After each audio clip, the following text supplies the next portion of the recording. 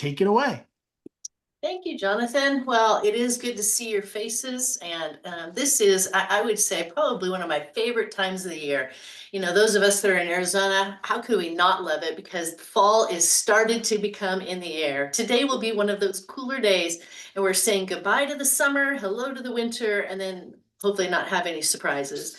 But it's that November, December time that really does have that special feeling. Holiday season is starting. And what I love is when we think about the calendar, we go, yeah, we have this wonderful day for Thanksgiving, where we can all be appreciative of what God has done in our lives, the great things we've seen around us. Love that day with family, friends, coworkers, at whatever way you celebrate it.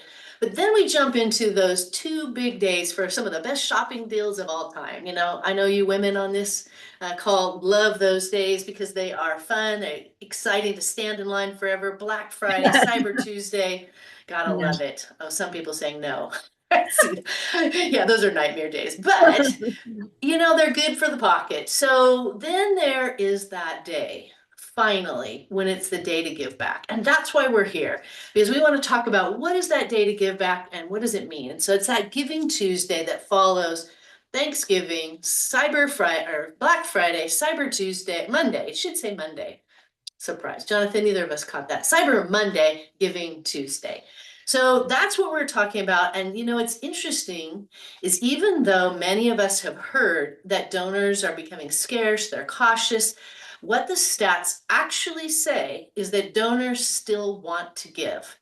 They are looking for a place that they could steward the wealth that God's given them so that they can make an impact.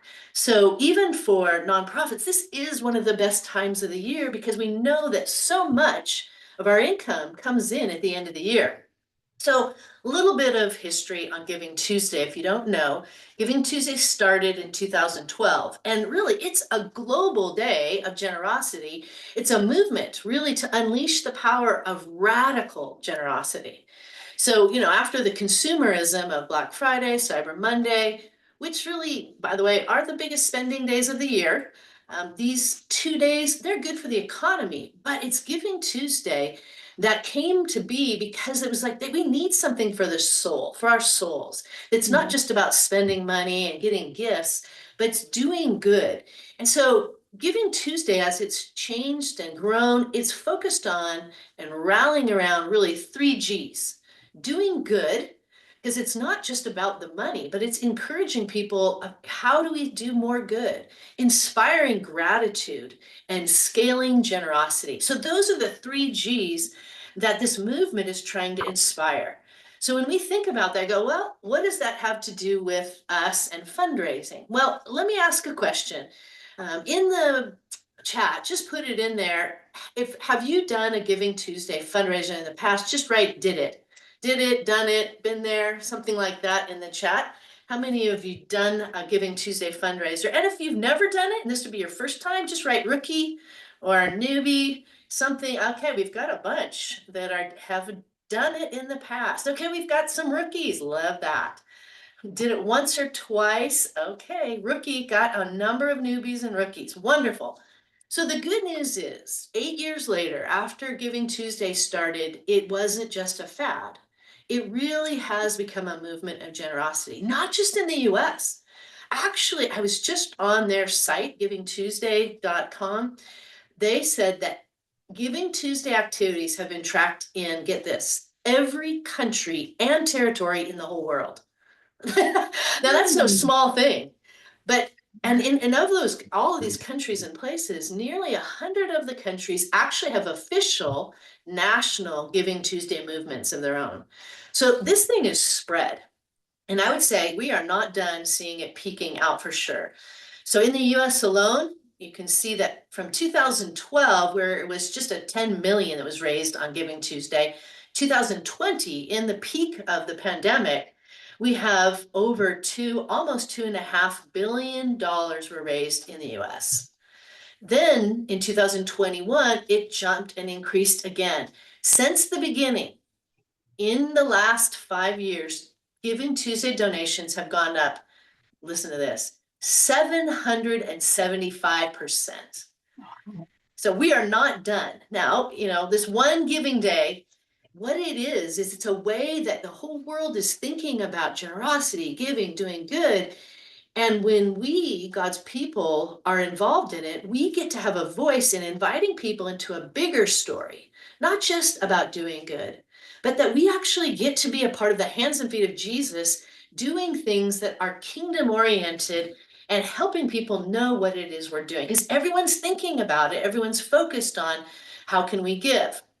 So when we look at this, I love to think of it because it's football season too in the fall. It's like the big kickoff to the year-end fundraising time period. So 'tis the giving season. We talk about gifts, we talk about presents, and people are looking also at their year-end giving. So, Giving Tuesday for some of you, this could really become a starting place for year-end practices and your year-end giving and fundraising. It can give a big boost or kind of a kickoff to that start. Maybe for some of you, this is your year-end campaign, is that you focus on Giving Tuesday. So if you've already started thinking about your year end, I would encourage you, don't make Giving Tuesday some separate campaign. Don't try to have separate messaging, separate campaigns. Connect them, link them together, and treat Giving Tuesday like it's the kickoff day for everything. Everyone's thinking about it. December is the biggest month of the year for individual giving. So when we think about that, it's 30% of all giving happens in this month. So in the entire year, 30% of giving happens in December. So December is way bigger than just Giving Tuesday. And this year, Giving Tuesday happens to be in December. So it'll probably push those numbers from 30% up higher. But Giving Tuesday is a place where people start to really plan out that giving and generosity. And of course, because it's a global day, this is like one of the biggest massive online crowdfunding campaigns that is beyond just your own. You just need to go, how do we participate in this day that others are already making it known, putting it in people's mind? This is just, actually, it's an old stats, but it's from 2021. And the reason I kept it here is because it shows that, give on December, where is the giving happening? So after the 25th, 47%. So almost half of all giving of the December month is in the end after Christmas Day. Christmas Day is a pretty big giving day.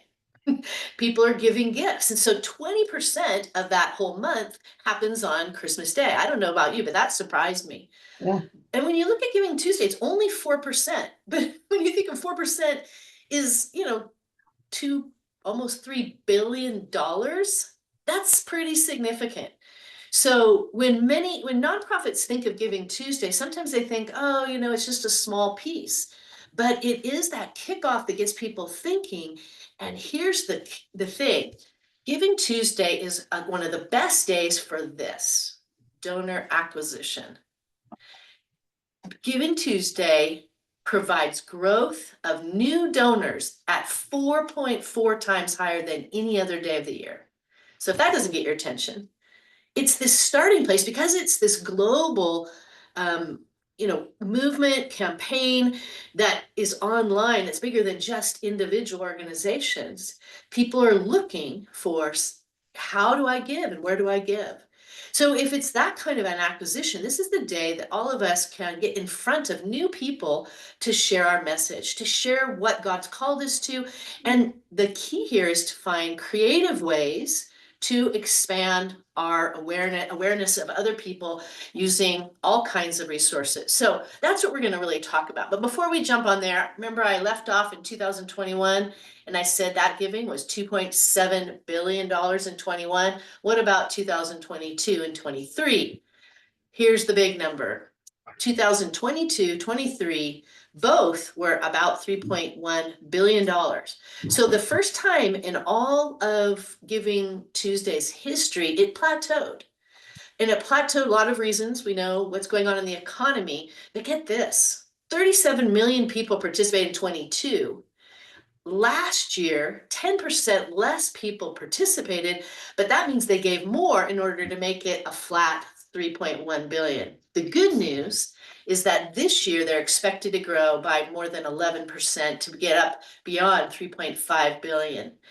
And so you go, well, could that possibly be? I mean, this is an election year. I mean, it doesn't seem, that we don't know what's going to happen with the election year. But here's the stats that they have done. And the they, in this case, was Bloomerang.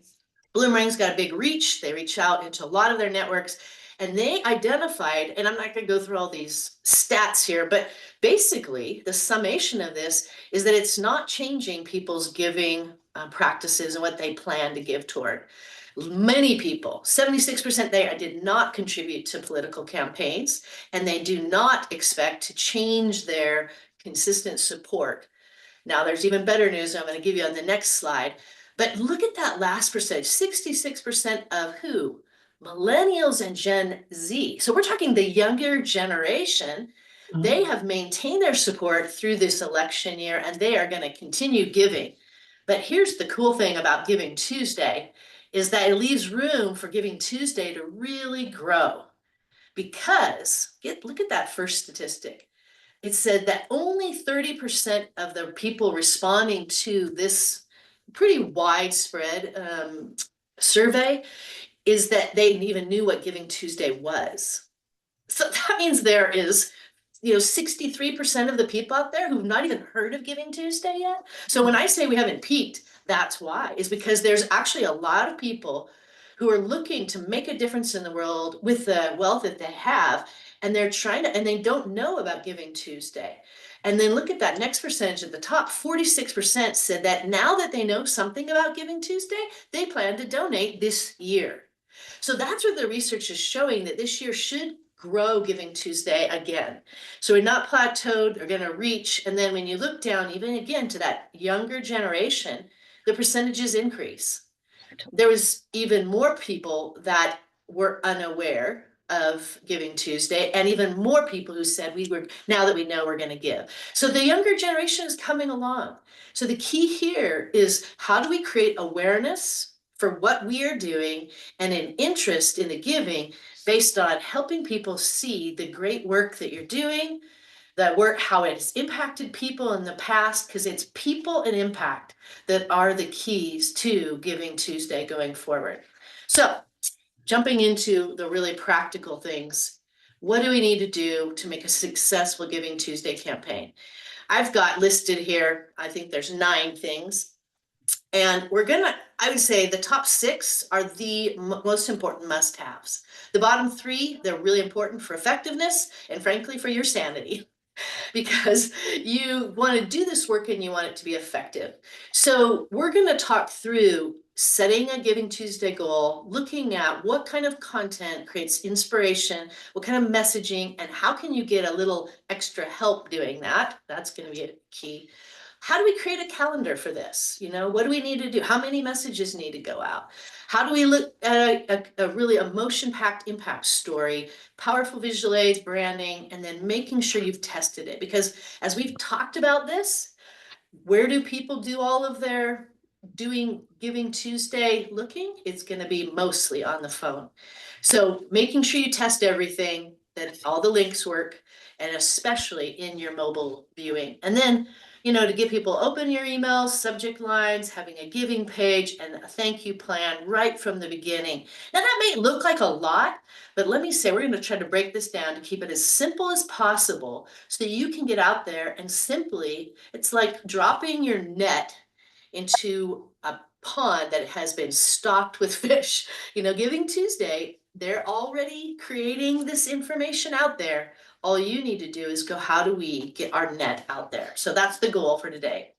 Speaking of goals, your number 1 thing is, what do you want to do to identify what is your goal for Giving Tuesday? So I'd say there's 3 goals you want to think about. First one, donors.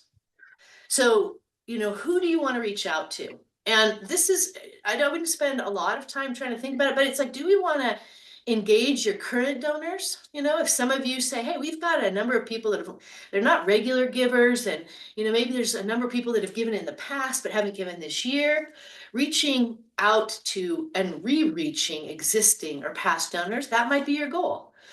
Again, we said this is a great day to attract new donors. So do you want to reach more people and widen your donor circle? So thinking about where is your focus? Do you want to build champions, which might mean you want to invite some of your current people to share? I love this. I was in a board meeting and the board guy came to the meeting with this idea. He says, each one, reach one.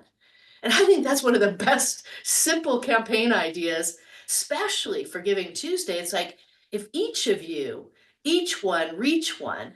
So this is, yeah, we're talking, thanks Pam for that clarity. I'm talking about for Giving Tuesday, your goal. So thinking about what is your goal for specifically this day? What's your goal? Who do you want to reach on this day? You want to grow your email list, that's some other things. Maybe you said, hey, on this day, we want to focus on getting new recurring donors.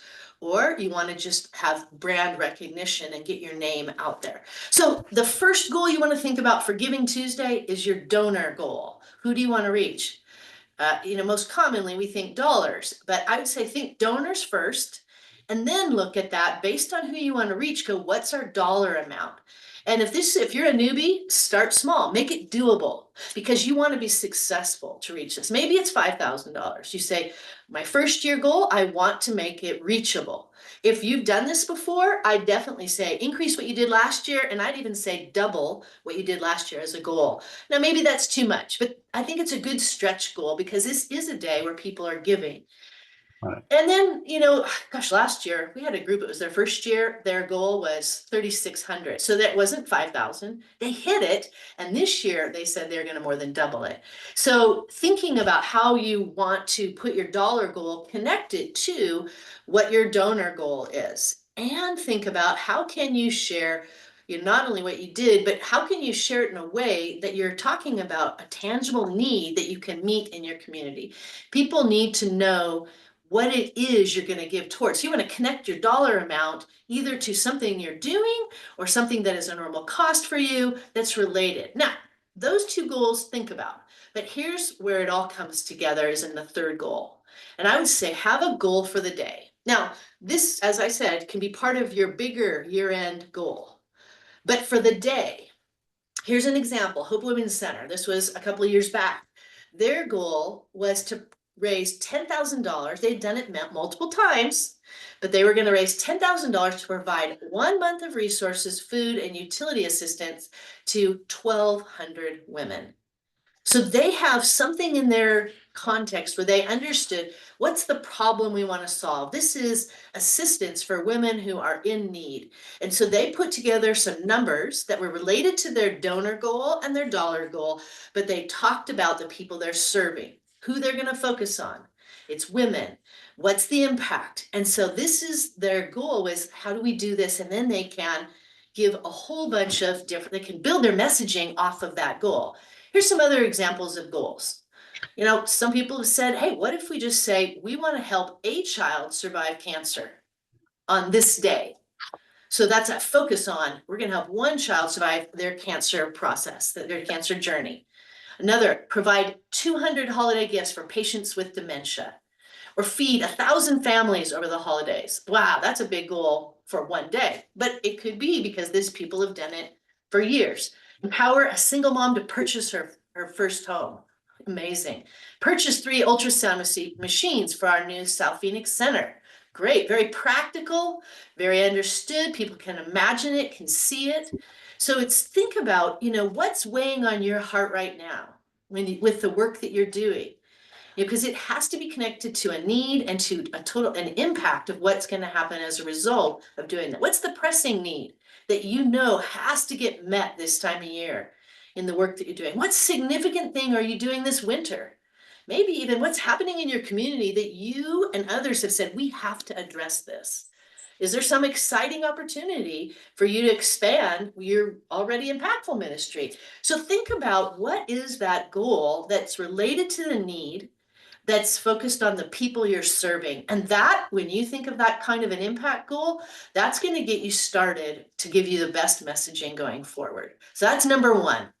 Number 2, simple but inspiring content and messaging. So I love this image here. This is from Mentor Kids USA. This was a number of years back. It says, when you give, community service happens. Simple messaging. And there's something about that that says, hey, I want to know more. So if I give, community service happens. How does that happen? So they have a simple message and they're inviting people to give, to be part of something that is important, community service. And then it begs to ask the question, what's the impact? So what happens if we have community service? And even sometimes as significant, what happens if we don't provide community service? So simplify your core messaging. You can look at your website. You don't have to create new messaging. You just need to look at your website and go, what is the thing that we have been saying to everyone? What's the problem we exist to solve? What's the solution and what's the impact? And then what do we want to focus on that's tangible, that's doable for this day? And then this is what you want people to be focused on so they know that they can make a difference, that if they're focused and if they are able to give sacrificially, they can do something meaningful. Maybe something that's the most meaningful thing they've done all year on this day is to help you. So this is just really, giving people a starting point to join you in the things you're passionate about. I know each one of you are passionate about what God's called you to, so it's finding ways to simplify that message, be clear for the goal for the day. What's the need that you want to meet? Who are you serving? And what's the impact? People, impact. And really, honestly, in this day, less is more. So learning how to do messaging where you go, all of us, I could sit down with each of you and you could tell me for an hour straight without stopping the passion you have for the work you do. How do you create simple messaging that then people that are brand new or people you're passionate with you will capture and will respond to it? Here's an example from, and I use Charity Water a lot because they spend a lot of money on a lot of people that are really good at messaging. So why not learn from these guys? This simple but compelling message, just this one thing I wanted to say about that before I jump into the bullet points is, if it's not simple, if people can't understand it simply, a confused mind's always going to say no. So you want to really work hard at the simplicity. And I've seen this in a number of general themes or messages going out on this day. I'm going to show you one that's, their theme was put them to work. Okay, another theme here, get them water. Another theme, send them to camp. Help them see. Okay, that would be for people dealing with blindness, or feed 100 families. So getting that simple message that really connects to your goal and is consistently communicated, that's what you want it to be, that simple. Connect it to the audience that you are trying to reach. So if you're reaching people that gave last year but not this year, that if that's your audience, that's your donor type, connect your messaging to them. If it's potential first-time people, maybe volunteers that never give, board that's never give, or people that are hearing for you for the first time, think about your target audience, because that will shape your messaging. Make it connected to that relatable impact goal. Use visual, compelling language that helps them get a picture, but something that's simple. It's the simplicity that's what's beautiful. And then making that clear ask, what is your call to action? The number one thing that we hear from anybody that is working in editing, appeal writing, is that one of the things that we have the most difficult time, especially faith-based groups, is having a clear ask. What do you want from me? And so on this one day, you want the simplest, clearest call to action. Connect this season of gratitude and giving to people understanding what it is that you're going to do. So on this example with Charity Water, right now, 771 million people are drinking dirty water. They are making the problem clear. That's a big number. You can change that. Simple messaging. Then they give you some details. It says you'll give water to help, you'll give health to families, you'll give peace of mind to parents, you'll give opportunities to communities. Your generosity will allow entrepreneurship and development, I love this last part, to pave long-term paths out of poverty. I mean, think about how much is behind these words, but they're simple words that captures people's attention, and then their call to action, you'll change the world join the spring. That's their monthly donor program. That's what they were after for their Giving Tuesday appeal, is join our monthly donor program. Boom, click, clear ask. So we'll send these PowerPoints out to you, but just think of how clear that is, tangible, understandable. Here's the great news. How many of you ChatGPT as your ghostwriter intern? Anybody? Yep. Yes, if you have not, I want to encourage you, especially for Giving Tuesday, this is gold. Because taking what you're passionate about, you can write 3 paragraphs. You can take words that are on your website already and then ask ChatGPT using Right. some prompts to Yeah. make a 100-word message.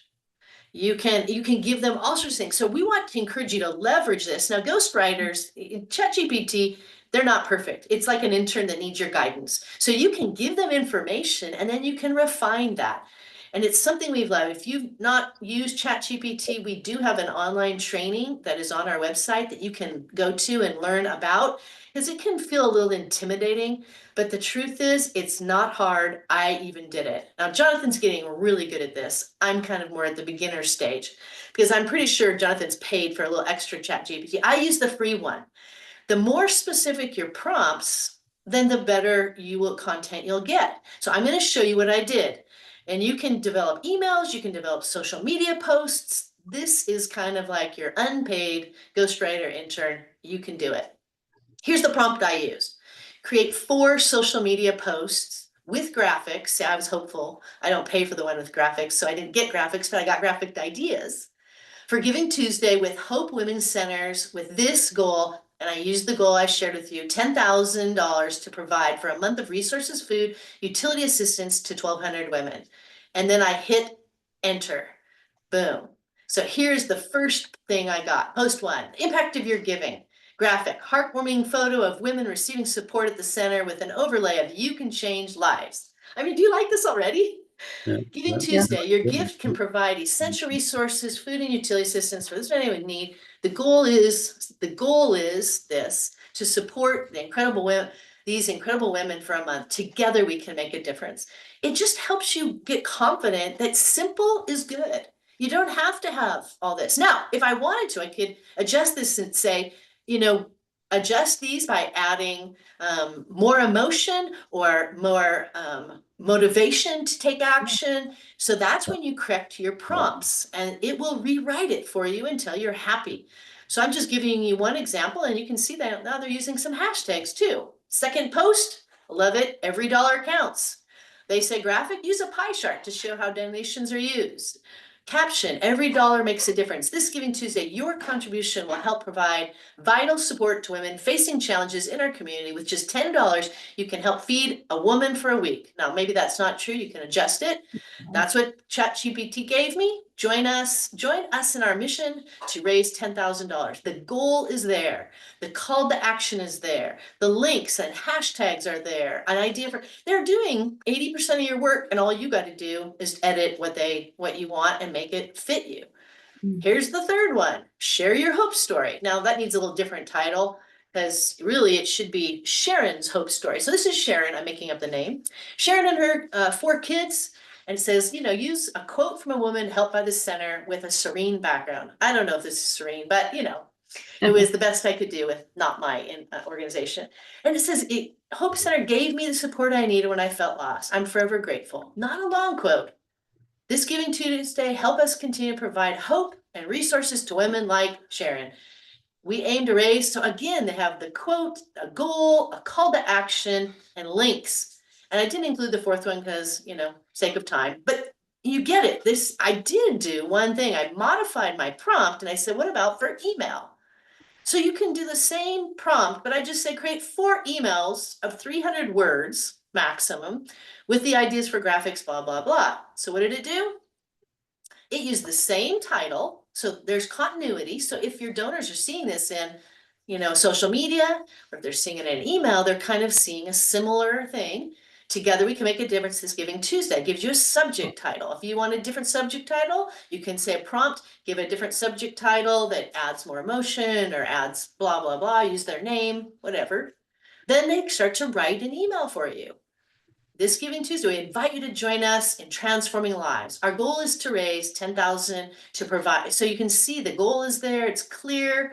They give you a graphic idea. Every dollar you contribute directly impacts these women and their families. Your generosity can help provide nutritious meals, essential utilities, and it keeps going on. Vital resources to empower them during challenging times. Imagine the difference we can make together. And then they have a great call to action. Will you help us reach our goal? So they actually wrote the email for me, and they wrote another 3 more emails that I won't bore you with. But the point is, you don't have to do all the work to get good messaging. Sometimes we get in our own way because we have so much going on in our mind. Get your goal, get your impact focus, let GPT help you do some work and get some clear, simple messaging in a very short time period. All right, number 3. Number 3 is a simple communication calendar. So we talked about goals, we talked about content and messaging, how to get that done easily. Number 3 is simple communication calendar.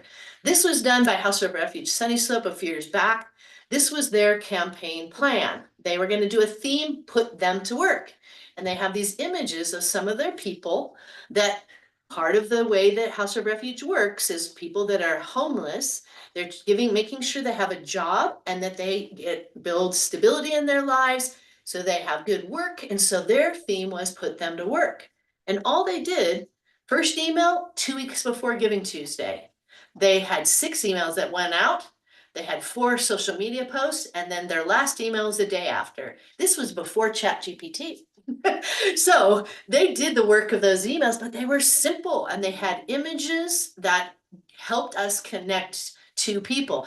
So it doesn't have to be a complicated process of planning your communication. Here's a different way to look at that communication. And so I'm looking at it going, what kinds of channels do you want to use? And I would say on the Giving Tuesday day, use the channels that you're already working for you. That's where your donors are. That's where people that believe in you are. So use those and then create, thoughtful incentives, thoughtful practices that'll help you think of how do you want to communicate. This plan, which is just a draft, just one example, starts with 7 days out, and it's got 3 different areas in mind. And it goes, all right, we're going to send some things out, do some things 7 days out, a week before, 5 days out, which is actually on Thanksgiving, 3 days out, 1 day out on Cyber Monday, and then some focused messaging on Giving Tuesday, and then 1 message afterwards. And we're focusing really on 3 things. Website, and I love this. Look at, there's not a lot they did to their website, but this is Giving Tuesday message and logo on the homepage. And then saying, how do we have a flashing Giving Tuesday logo 1 day out? Then we do a pop-up goal to, with our goal and a link to the giving page on Tuesday, Giving Tuesday, plus a thermometer, plus another pop-up at the end of the day that we did it. And then the next day we did it. So there's some website things you can do, a process for email, and then looking at social media, because really social media is an important part of Giving Tuesday. Because it's online, and when you're reaching out to new people, there are already people looking at it. But if you use your online people and you encourage people to share it with somebody, each one reach one, then people are starting to share those messages. So don't neglect social media. A lot of times social media is not that effective for fundraising. On this day, it is, because you're sharing it wider. So make it connected and make a plan that's simple. Use ChatGPT with some simple messages, and then empower people to get the word out to raise money for you. Send all these messages to the different groups that you're in. Encourage them to post those things with others. And one thing they have on here, and I think it was in both the beginning 7 days out, they raised a matching fund. So when you think about matching fund, that's an additional incentive to help increase money. And just a side note on email, what they have found is to send mail early in the day, because it gives people all day long to be able to read it. Most people take action between 11 and 1. That's the time period where people generally take action. So going on with that, that's where, we look, simple plan. That's the goal. Now, I talked about matching funds, and I would say this is so true. Matching funds like magic. They're magic first, for the people that are already giving to you, that are going to give at year end, if you ask them to help you raise a match, they're leveraging their year end giving to help inspire more giving. So that's like magic for your donors, is they're inspiring more giving. It's magic for potential givers because it's very enticing that their money will go farther. And of course, for you, it's magic because you have more money. It's doubling whatever you're doing, and it's creating that motivation. So even matches of 2,000, 5,000, 10,000 are really good incentives on this day to help people take action for giving. So that's critical to, just one thing to think about is, could we raise $1,000 match for this day and inspire that? And I'd say, don't hesitate, don't feel like you're gonna be overwhelming your donors. Some people get afraid of donor fatigue because they're hearing from you too much. This is a day where the whole world is thinking about it. So sometimes people need to hear something 7 to 14 times. And I'd say this, repost your favorite content with a link to your giving page, your Giving Tuesday donation page, with a hashtag of that Giving Tuesday, because hashtag, this is getting billions of impressions that day every year. Tag your messages, post, tweet, and put your best stuff out there, because if new people are being attracted, they've never heard of it. So you repost your best content on this day. All right, big thing here, motion packed story, and this is where ChatGPT can help you. If something has touched you, if you've seen some significant transformation, write up a story, throw it into ChatGPT, ask it to shorten the story, ask it to make it more inspiring, ask it, give them some prompts and see what they do, figure out what you like. But that story that's touched you, it's gonna touch others. And I would say the key is tell the story of one. You don't need to tell the story of many. But who is one person? Like, this is Lucia, she's waving at you. She's a senior with fixed income. She's got 5 grandchildren. If you use ChatGPT to write up her story, what led to her needing to get food? What has she said to you? What changes have happened because of your services? Put it in a story, throw it into ChatGPT, and ask for a heartwarming story that inspires action of giving.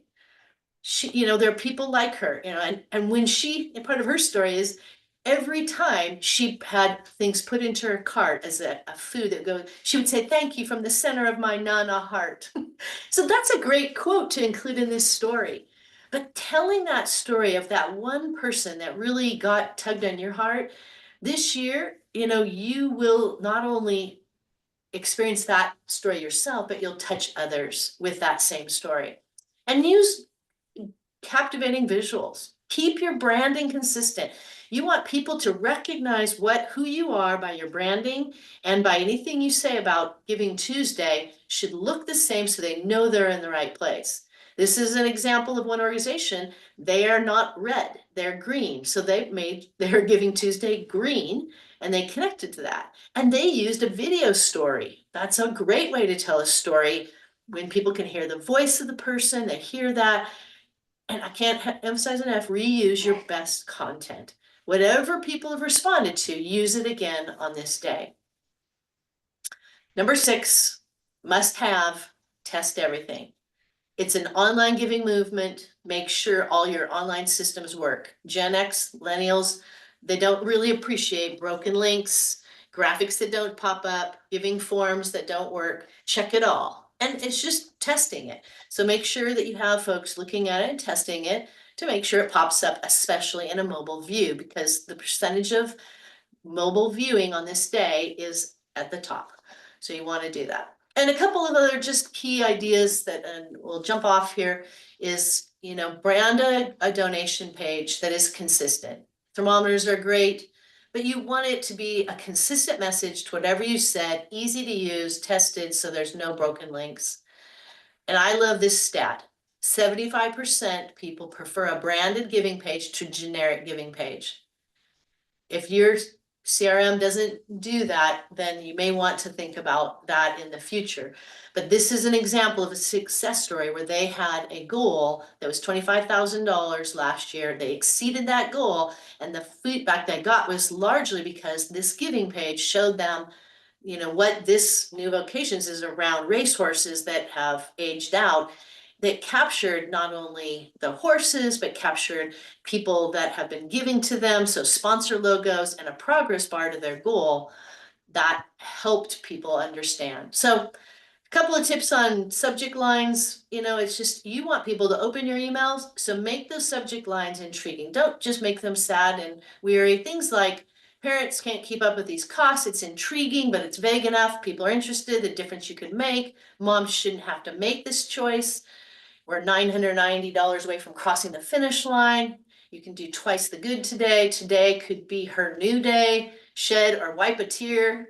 Love it. Very one curious, intriguing. Today is the day you can give relief is needed for 60 single moms. Stuff like that just captures. And then don't miss this last piece, and that is just thinking about your retention plan. So if a bunch of new people go in, how are you going to respond to them?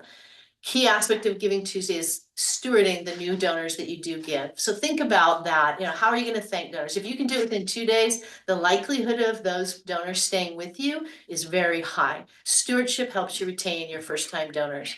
So you want to do that and celebrate reaching the goal. Love this email that came from Hope Women's Center. Giving Tuesday is a huge success. Everyone loves to be a part of a huge success. And even with these, I think at the end of this email, it said, hey, if you missed out on Giving Tuesday, then you can participate in blah, blah, blah in the rest of December's giving time, not too late. So allow people the freedom to go, oh, I didn't participate then, but there's still time for more. So all of that to say, there's your checklist. Talked about a lot of things quickly. Now we just want to stop, give you a chance to think about, what we've talked about. If there's some questions that popped up that Jonathan didn't answer and you want to do that, or what are your plans for Giving Tuesday? So Jonathan, any questions that came in, or anyone want to unmute and Yeah, ask nothing in the question? chat box specifically that we didn't already deal with, but yeah, feel free to unmute yourselves and fire away on a question or two. And yeah, happy to continue the conversation for a couple minutes here. And even, what are your plans? Anyone have something you're super excited about doing that you want to share because you can't keep it to yourself any longer? Okay, me. Go, April. Okay. So my situation, I'm switching gears from the ministry that I'm doing now, and then we're going in a different directions next year. I haven't released that information, and we're planning that next year. This all sounds really good for kind of getting that going. Do you have any like wisdom on how I can handle this? Because I want it to go to the stuff we're going to be doing, but I'm in this space right now. Yeah. What they will say is that this is a day where you want to maximize the impact you have had. So I would look back and go, what have you done versus kind of do change management this time? Because that's, people don't know what that's going to look like. Lean on what you have done and talk about the things that you really want to do in the future, and particularly where there's pressing needs. So this is a great time to highlight some of those pressing needs, but not necessarily to announce a change. So they want you to, the best case scenario is get people that are excited about what has happened and the potential of what we want to do and the needs that we want to meet. So I would, as you're saying, delay the announcements to next year, talk about what you've done and what more you want to do without making the announcement of a big shift. That's better to do in the new year and to say, hey, here is who we are. Here's how we impacted. Here's what we want to do. And if we don't do this, here's the impact, without really announcing a big shift. Does that help? Yeah, totally. Thanks. It's a simple answer to your complicated thing, but I think it is about how do you build on what has worked in the past and what people really value of what you have done so far. Good. John asks a good question here. I know it may be different for each organization, but is there a minimum number of emails and or social media posts that are recommended? The answer to that is not specifically, but I will say this: when you're approaching Giving Tuesday and the month of December, you typically can get away with a lot more communication than maybe you even think. And so you do need to understand how you're communicating with your people and what the rhythm and flow of that is.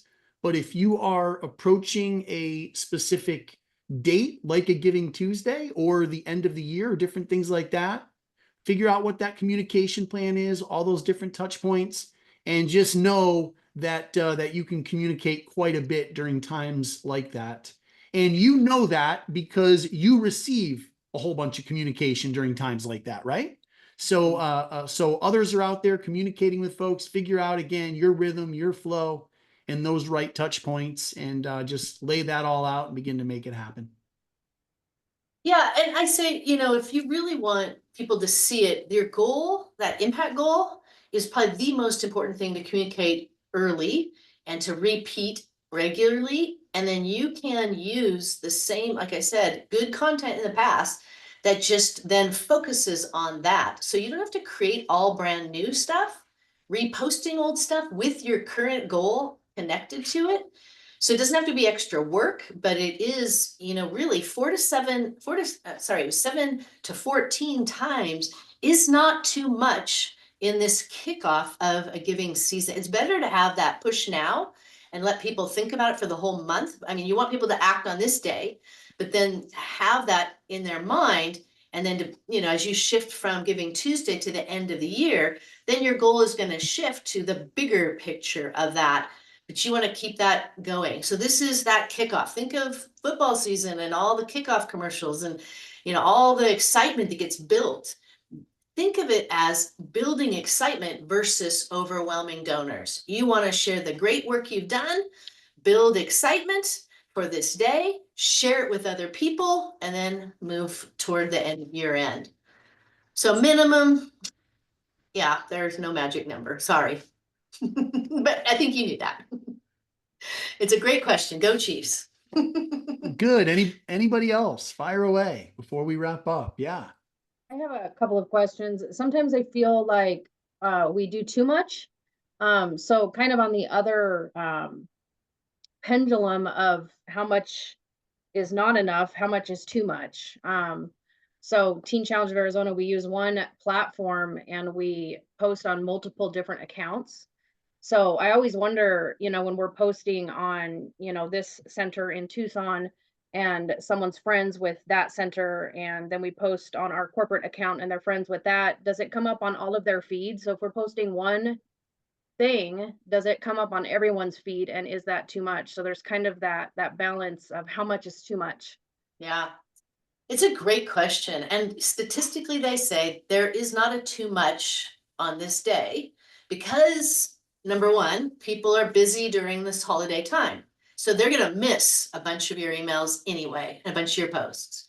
Number two, if it's consistent messaging, consistent branding, they're going to go, okay, good, I know about that. And so it's more like, oh yeah, that's a good reminder, especially if they're passionate about you. If you have a clear ask, then they just put it in their notes, oh, I'm going to do it on this time. And then trust your donors that they know how to, you know, filter information. You're not asking them giving more every time. You're just saying, don't forget to give during this time.